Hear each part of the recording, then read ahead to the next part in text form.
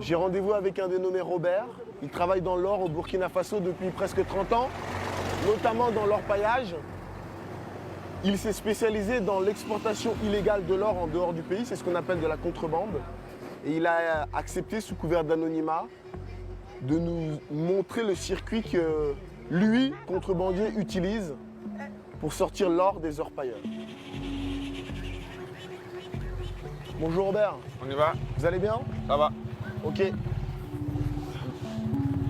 Ok, je suis prêt.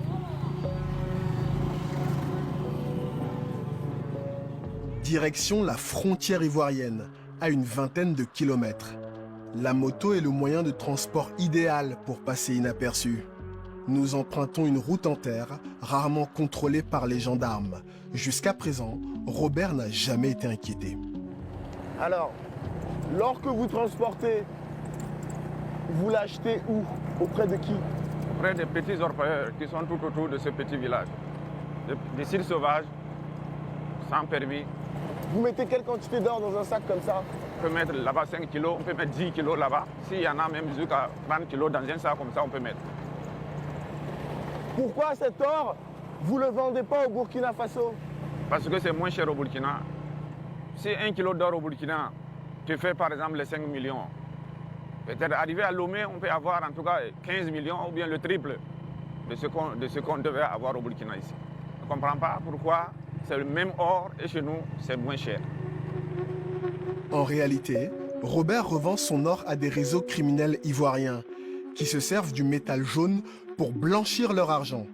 Afin de se procurer de l'or rapidement, ces réseaux font parfois flamber les prix, bien au-delà du cours mondial. Je veux freiner à droite. Son gars est là, il faut que vous arrêtiez la voiture, son gars est là. Devant nous, l'intermédiaire ivoirien. Robert lui remet la sacoche qui contient 200 grammes d'or. Mais j'apprends qu'on dit que tout le yacht va. Et alors la frontière avec la Côte d'Ivoire, elle est où? Derrière cette colline. Si tout se passe comme prévu, Robert empochera 2 millions de plus que s'il avait vendu l'or au Burkina Faso. Mais ça vous pose pas de problème de faire une activité comme ça complètement illégale? Non, aujourd'hui, hein, chacun se cherche. On sait que c'est pas bien. On sait que c'est pas bien pour faire sortir de l'or, aller vendre, mais il n'y a pas autre chose que de chercher aussi. Mais aujourd'hui au Burkina Faso, qui sont les grands contrebandiers comme vous? Tous les responsables des sociétés privées sont des grands contrebandiers.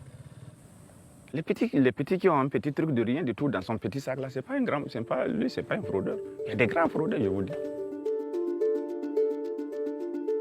D'après Robert, les entreprises spécialisées dans la commercialisation de l'or travailleraient en marge de la légalité. C'est ce que nous allons tenter de vérifier. Retour à Ouagadougou. Les entreprises qui commercialisent